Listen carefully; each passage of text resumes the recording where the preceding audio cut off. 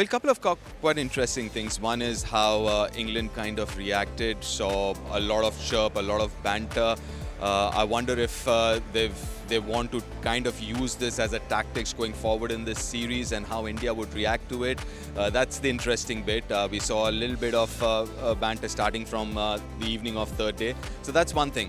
The other important thing is this is a young Indian side with a very young captain. You would expect them to react really well and also kind of bounce back from this. So have no two ways. I mean, I'm quite confident they will bounce back. And I've said this before as well, it's going to be a very interesting ride, but could be bumpy as well. Not looking at particularly the last innings because, yeah, India, I think, batted really well so far this series. One innings, yes, under pressure, chasing down. You can really start over-analyzing things, which I would prefer not to. But in terms of changes, yes, you would ask a few questions with 2 more test matches left in the series. You're still in it, very much so, because even this test match was extremely close. It could have gone either way.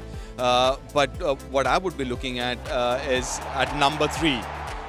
Would it be Karun Nair still to continue, or you want to invest in a young player like Sai Sudharsan, who looked comfortable in the last innings that he played in that first test match? Because obviously he's young. He would someone that you want to invest for the future as well. So that's one thing that you want to look at, not in reaction to what happened in the third test match, but even looking forward into the future. I think he's got chances. It's not about chances. More than that, I think how he's looked. He's looked comfortable in patches, but a few questions are still unanswered, and that's what kind of makes me think otherwise. Technically, plays from the crease, especially on pitches where it's doing a little bit, that gets a little difficult. So it's not the fact that he hasn't scored big runs, he hasn't got a 50 or something, but also, and especially somebody batting at number 3, you need to feel that solidity, and at times doesn't give me that impression. Yes, I mean, and also in the last innings, or rather in the first innings, saw him being a little uncomfortable against the short pitch delivery as well. But that happened in the second test match too. So yeah, I mean, couple of those questions, and the other thing is you're not going to come back and play in England in a while. So when you have a young guy like Sai Sudharsan, obviously, who's got a lot of potential, and is a very, very young man, you would want to give him a little more experience playing in these conditions, so that next time when India is here and Sai Sudharshan's still there, he would have this experience as a backup. Yeah, I mean, Yashasvi, to be fair, he's been targeted in that ribcage area, but I guess he played really well in the last test match and kind of had replies to those questions.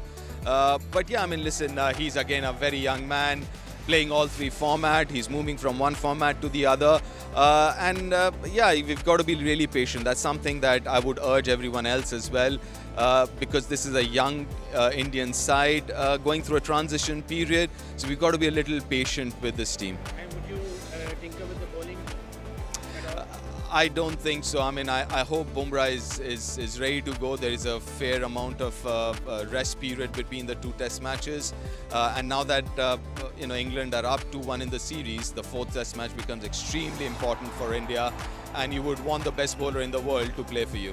Anyway, wicket fitting could be? It's going to be a little difficult. Had Karun got runs, had Nitish got runs, I think then the Indian management would have got a little more confidence in the 7 batters. But just because, unfortunately, both those 2 numbers didn't get a lot of runs in this test match, I think India will still go with batting at number 8. And after 3 tests, would you have taken this 1-2 down?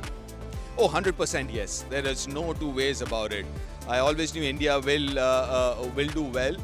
But again, for me, this test series was not about the scoreline. It was always about the progression of this side, because we all do agree that this is going through a transition period, the Indian test side.